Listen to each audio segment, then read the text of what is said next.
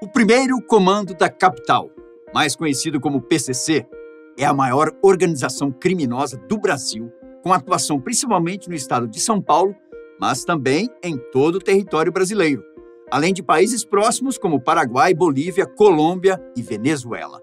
São cerca de 30 mil membros que são comandados por criminosos extremamente inteligentes, dos quais falaremos neste vídeo. Logo depois do famoso massacre do Carandiru, vários presos que sobreviveram foram transferidos para a casa de custódia de Taubaté, conhecida popularmente como Piranhão, uma prisão de segurança máxima localizada no estado de São Paulo.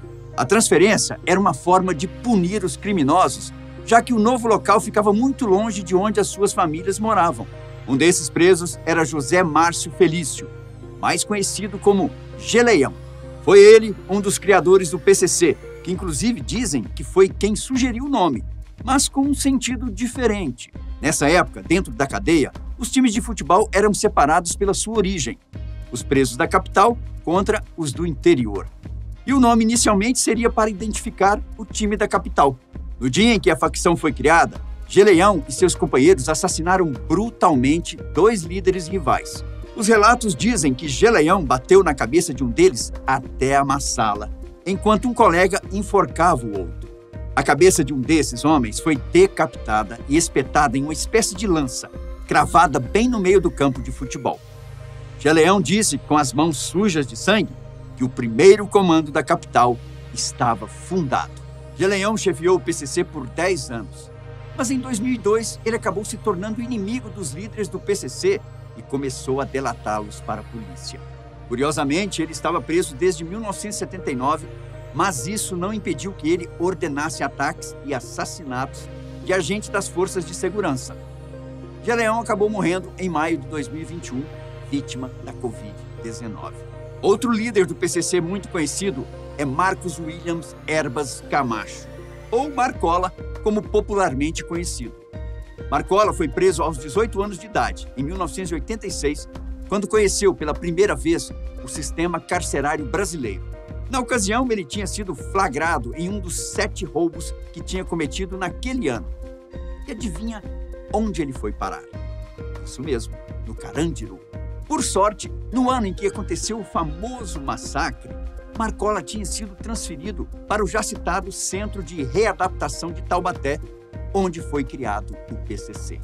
Quando surgiu a facção, Marcola dividia cela com outro fundador do PCC, Idemir Ambrósio, o Sombra. Apesar de não ter sido um dos fundadores, Marcola logo ganhou espaço, já que era um excelente articulador. Conhecia muita gente e fazia parte do grupo que fundou a organização criminosa. Quando conseguiu fugir da cadeia, Marcola passou a planejar assaltos a bancos e a empresas de transportes de valores. Em um dos assaltos, sua quadrilha conseguiu levar cerca de 10 milhões de reais. Em outra ocasião, eles levaram 5 milhões. Embora passasse muito tempo no Paraguai por ser um fugitivo da polícia, ele não conseguia ficar muito tempo longe do Brasil. Quando voltou para a cadeia, ele optou por ficar à margem do PCC para dar apoio aos que estivessem detidos. Depois, quando percebeu que seria vantajoso se unir à facção, ele, que já era conceituado no mundo do crime, foi alçado à categoria de piloto, um degrau abaixo dos fundadores da hierarquia do grupo. O Sombra se manteve no poder da facção até junho de 2001, quando foi assassinado por outros detentos. Como consequência, ele teria entregue à polícia os números de telefone usados por Cezinha e Geleião, que tiveram suas linhas grampeadas pelas autoridades. Os dois, então, foram transferidos para o regime disciplinar diferenciado na penitenciária de Presidente Bernardes, onde os detentos ficam isolados a maior parte do tempo e têm direito a apenas 1 hora de banho de sol por dia. Assim, o comando do PCC foi repassado para Marcola. Sob a gestão de Marcola, o PCC se tornou uma espécie de empresa voltada para o tráfico e atividades criminosas. Os pequenos traficantes de São Paulo tinham 2 opções: ou entravam para o PCC, ou suas bocas de fumo seriam tomadas à força. Com os presídios sob controle, o foco passou a ser as ruas. Em 2006, por determinação de Marcola, a facção promoveu uma onda de mais de 300 ataques a instituições e forças de segurança de São Paulo. Foram pelo menos 45 mortes. Dessas, 23 eram policiais militares, 7 policiais civis, 3 guardas municipais, 8 agentes penitenciários e 4 civis. Hoje, apesar de permanecer preso, muitos acreditam que Marcola continua comandando o PCC de dentro da cadeia. Outro grande líder do PCC era o tal do Cezinha, ou César Augusto Roriz da Silva. Cezinha e Marcola estiveram juntos em muitas das passagens pela prisão. Cezinha foi um dos fundadores do PCC, mas como eu disse, no fim de 2002, ele e Geleão perderam a liderança para Marcola. Acusados de terem feito delações à polícia, Cezinha e Geleão foram jurados de morte pelo PCC. Além disso, quando mandaram matar a esposa de Marcola, a advogada Ana Maria Olivato, Cezinha foi o principal suspeito, o que deixou a relação com Marcola insustentável. Após ser praticamente expulso do PCC, Cezinha e Geleão criaram o TCC, ou Terceiro Comando da Capital.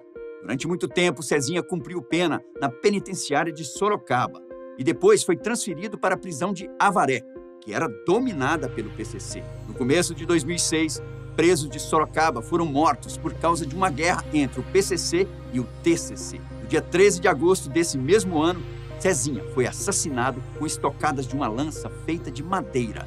Soro positivo, ele cumpria pena de 144 anos, 6 meses e 6 dias por 7 roubos e 7 homicídios. Quanto ao homem que matou Cezinha, Paulo Henrique Bispo da Silva, ele até confessou o assassinato, mas muita gente acha que ele foi obrigado pelo PCC a assumir a morte do criminoso.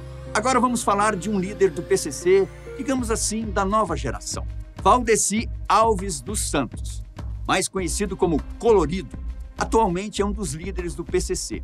Em fevereiro deste ano, ele ganhou as manchetes dos jornais após ser acusado de lavar 23 milhões de reais investindo em imóveis, gado e 7 igrejas evangélicas. Condenado a 20 anos de prisão, Colorido foi acusado de homicídio, tráfico de drogas e uso de documentos falsos, além de, claro, lavagem de dinheiro. Colorido entrou para o PCC quando já estava dentro da prisão. Ele cumpriu pena ao lado de outros criminosos da facção no final dos anos 2000, quando ficou preso na penitenciária de Presidente Venceslau.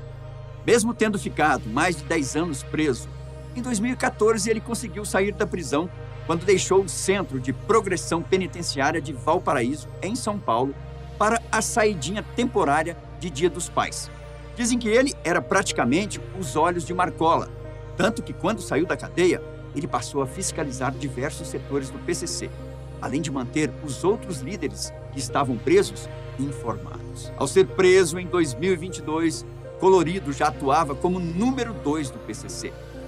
Na hierarquia, ele estava abaixo apenas de Marcos Roberto de Almeida, o Tuta, que foi expulso da facção.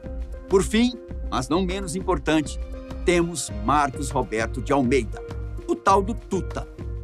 Detido pela primeira vez em 1992, Tuta conseguiu fugir da cadeia várias vezes. Certa vez, ele chegou a ficar preso junto a Marcola na Penitenciária 2 de Presidente Venceslau, no interior de São Paulo.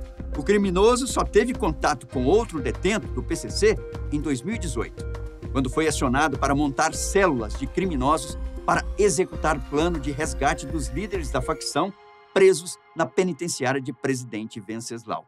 Após entrar para o PCC, Tuta passou a usar outros apelidos para dificultar as investigações da polícia, como Gringo, Africano e Angola. Quando Marcola e os outros líderes do PCC foram transferidos para presídios federais, Tuta se tornou um dos líderes, ficando atrás na hierarquia apenas de Marcola. Atualmente, Tuta responde por associação à organização criminosa e lavagem de dinheiro. A polícia diz que ele movimentou mais de R$1 bilhão entre 2018 e 2019. Porém, apesar de ser considerado um dos chefões, no ano passado o PCC divulgou uma espécie de comunicado em que informava e explicava que o criminoso tinha saído da facção. Segundo a mensagem do PCC, Tuta foi expulso devido à má condução e falta de responsabilidade. Até o momento da expulsão, ele era considerado o número 1 do PCC nas ruas. Por onde ele anda? Bom, Se nem a polícia sabe, imagina eu, que sou um mero apresentador da Fatos Desconhecidos. Eu fico por aqui. Muito obrigado pela sua companhia. Tchau.